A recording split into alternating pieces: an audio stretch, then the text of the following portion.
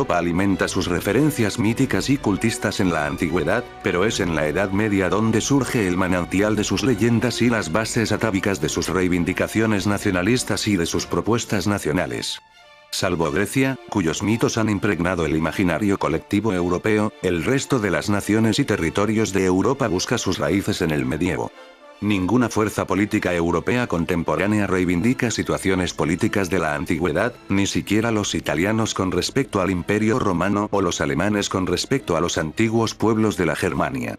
Es en la Edad Media donde la inmensa mayoría de los países europeos radican sus señas de identidad y su definición fundacional como estados modernos, y donde anclan sus más atractivas leyendas. Los países nórdicos lo hacen en la división medieval que los escandinavos establecieron entre suecos, noruegos y daneses ya en el siglo X, o los ingleses en la fundación de ese reino en el siglo XI, o los portugueses en el origen de Portugal como reino autónomo segregado del de León a mediados del siglo XII. La propia Francia se reivindica como tal a partir del reino alto medieval de los francos a fines del siglo V, de la corona de Carlomagno en torno al año 800 y de la monarquía de los capetos a finales del X. Y Alemania busca en el imperio germánico de los octónidas en el siglo X su marco histórico referencial. En España se ha seguido la misma tónica, y la Edad Media se ha convertido en el tiempo de referencia para la configuración de la identidad patria, bien a escala estatal, con la identificación de la unidad de España con la monarquía de los reyes católicos, o a escala autonómica, en la búsqueda de la identidad regional en las formaciones políticas estatales medievales. En la nueva España autonómica surgida de la Constitución de 1978, la mayoría de las antiguas regiones buscaron en la Edad Media instituciones privativas que les otorgaran un pedigrí nacional propio.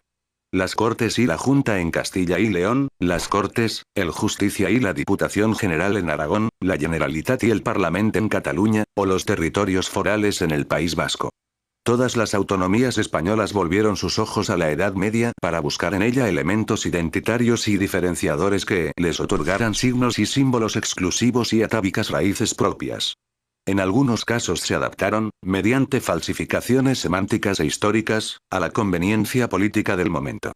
Así, algunos españolistas furibundos inventaron la idea de una España única y eterna, que rancios herederos mantienen en esta pese a la propia historia, o catalanistas radicales inventaron los términos corona catalano-aragonesa, o confederación catalano-aragonesa, o países catalanes, que jamás existieron en el medievo, para definir la suma de reinos y estados que fue la corona de Aragón, reinos y estados gobernados por un mismo soberano que ostentaba como primer título el de rey de Aragón. Y como era obvio, fue en la literatura y en la historia donde se volcaron las manipulaciones y las tergiversaciones de un pasado que se construyó a partir de referencias legendarias y de ensoñaciones románticas. Cataluña está reclamando poder decidir sobre su independencia, y las demás Españas contemplan asombradas las manifestaciones de esa voluntad, que expresan continuamente los políticos en las sedes institucionales, en los mítines y en los medios de comunicación, y el pueblo en las calles, a través de asociaciones ciudadanas, en congresos y reuniones, en cenáculos, en el ambiente familiar. Nuestro futuro colectivo quedará marcado por la conmoción de la ruptura, si llega a producirse, o, en todo caso, por el retraso en resolver el trauma institucional que ha provocado el simple planteamiento de tan grave cuestión. Nunca había pasado una cosa así en la historia, y resulta sorprendente que acontezca por primera vez justamente cuando Cataluña disfruta de poderosas instituciones de autogobierno inencontrables en los últimos 300 años. Incluso en algunos aspectos son más amplias esas responsabilidades de autogobierno que en todos los siglos de catalanidad de los que hay memoria, puesto que nunca hubo un gobierno territorial catalán de penetración comparable en la vida de los ciudadanos ni encargado de tantas prestaciones y servicios. Y, precisamente ahora, las proclamas separatistas se presentan con más algarabía y fuerza que nunca, para estupefacción de las demás Españas que, durante el tiempo, ya casi infinito, transcurrido desde que las voces del Principado empezaron a alzarse, se han preguntado sobre si existe el derecho a romper un territorio hasta ahora intangible para formar con el fragmento un Estado catalán nuevo. Si la Constitución y las leyes adolecen de una fragilidad tan notoria que sus proclamas unitaristas pueden ser desconocidas, aún sin reformarlas. Si, de existir, no es ese un derecho que corresponde a cualquier otro territorio que, consumada la hazaña catalana, podría tomar el mismo camino para concluir en el desmembramiento total de España. Y sí, al término de la ruptura general, no habría que recomponer los trozos separados en un Estado nuevo formado mediante pacto de las unidades políticas emergentes. Pero hay otras soluciones que pueden hallarse todavía en el marco de una legalidad constitucional renovada, como se intenta explicar en los capítulos finales de este libro. La organización territorial del Estado en España necesita ser reexaminada en profundidad, y muchos de los esquemas regulatorios que se han mantenido vigentes hasta ahora deben ser sustituidos. Como complemento de este arreglo general, pueden fijarse soluciones satisfactorias para la articulación de Cataluña y las demás Españas en un Estado que las comprenda y permita satisfacer plenamente sus aspiraciones de autogobierno.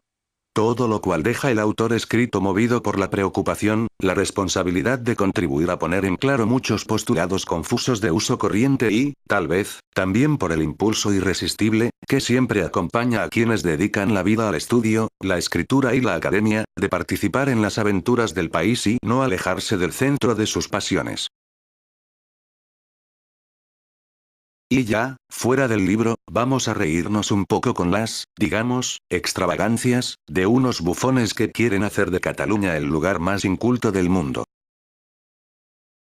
Decía Groucho Marx que tenía unos principios.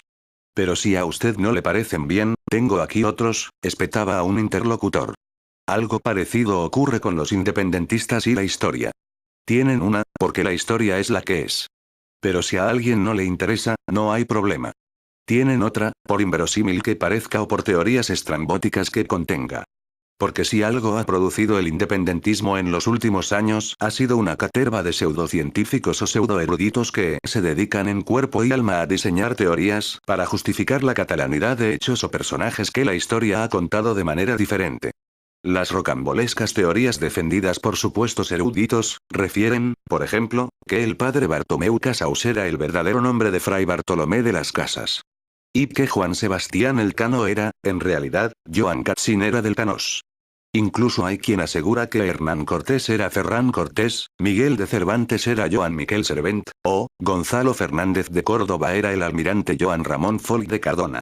Llegan a afirmar algunos que Marco Polo fue un personaje de ficción, mientras que el verdadero viajero del siglo XIII fue Jaume Alarich, catalán para más señas, aunque en esta ocasión de Perpiñán.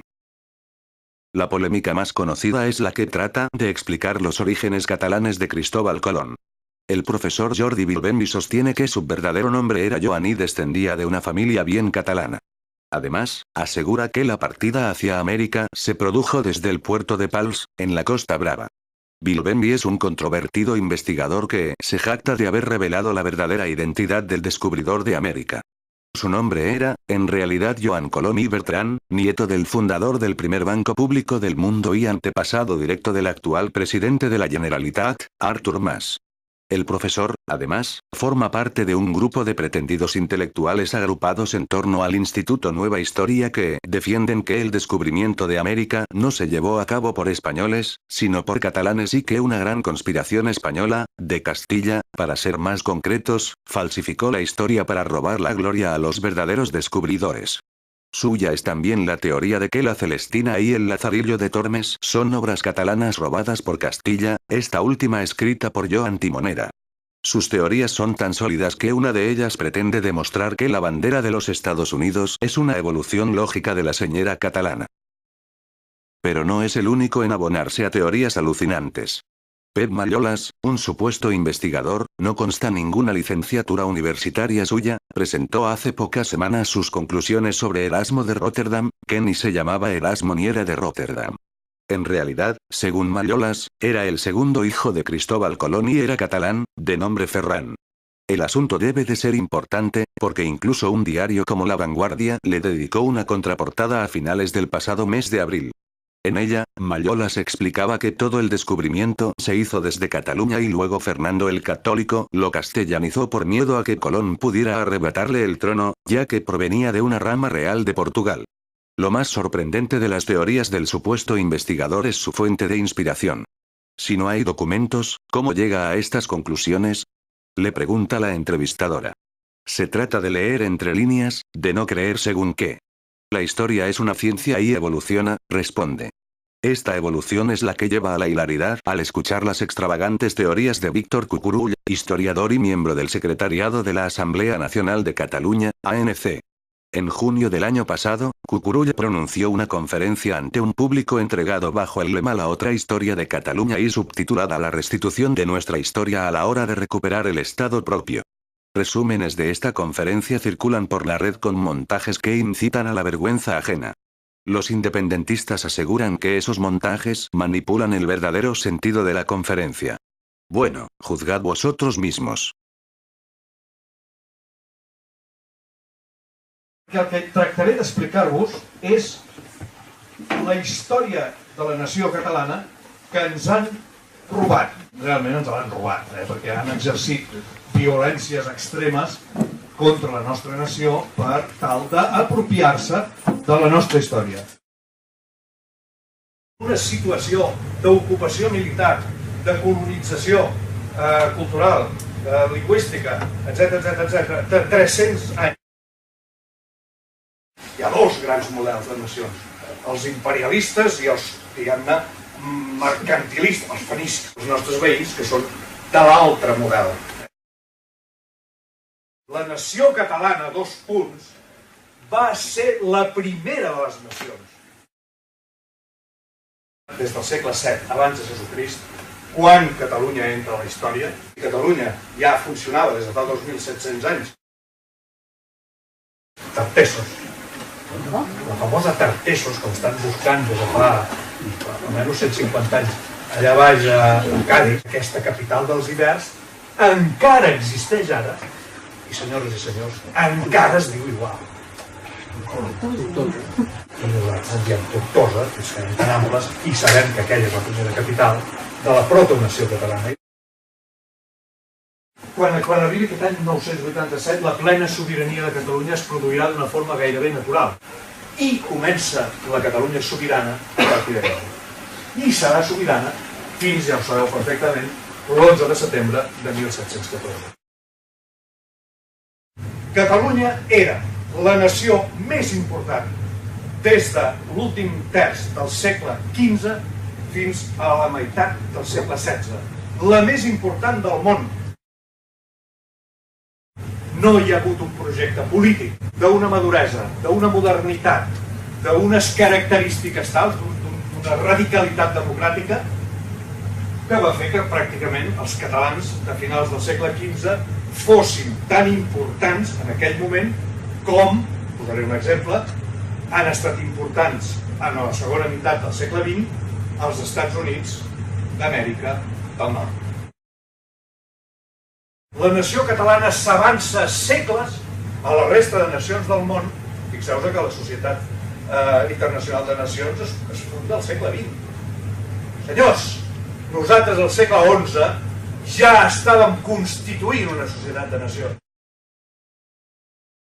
Oriola, casa nostra, Oriola és casa nostra. I Elx, no cal dir. I Alacant, sisplau. Etcètera. Tot el que era la Magna Grècia, és a dir, l'expansió de la Grècia clàssica, tot això és el que va constituir el nostre imperi català. I Roma no era res. I Roma no va començar a ser la capital que és fins al dia que no van entrar-hi els catalans. Tampoc no és estrany que la banca neixi a Barcelona. Santa Teresa, seria tota la Santa Teresa que vulgueu, però no era de l'ànima. Va néixer a Barcelona. Santa Teresa de Jesús, és una catalana, però de dalt a baix. És l'abadessa durant 41 anys del monestir de Pedralbes. I no era Cervantes, ni Saavedra, ni Nacido en Alcalá de Henares. Per això és un llibre originàriament es va escriure en català. Sant Ignasi no ho sabem, però sí que sabem que era una persona que havia de ser de la ciutat d'Oriola, no de l'Oriola. Íñigo, aquest Íñigo, que és un cognom que a més a més hem buscat i només es troba en els països catalans, Perquè aquesta empresa es fa a Catalunya, no ni a Sevilla ni a tots aquests llocs bòtics que diuen ells, no, es fa aquí. El primer viatge surt de Pals, naturalment de l'Empordà. Què vol dir Amèrica? Has de saber, dius Américo Vespucho, Américo Vespucho, Américo Vespuche, América... Vespuig. Vespuig. Qui era el Vespuig? Era el Puig Malgrat d'en Colom. Vespuig. I a més es deia Aimeric. Amèric Vespuig. Perquè si vam ser nosaltres els que vam descobrir Amèrica, el lògic seria que a Amèrica es parlés català. El català no s'ha deixat de parlar mai a Amèrica. Del sud, del centre i del nord. Vosotros recordeu que l'emperador Carlos, cuando abdica y tal, se retira en el monasterio Jerónimo de Buste. Com se li pot acudir a l'amo del món anar-se'n, perdó, al cul del món a fotre's de fàstic? No pot ser, home, no és impossible. Carles es retira al monestir Jeroni de la Murtra.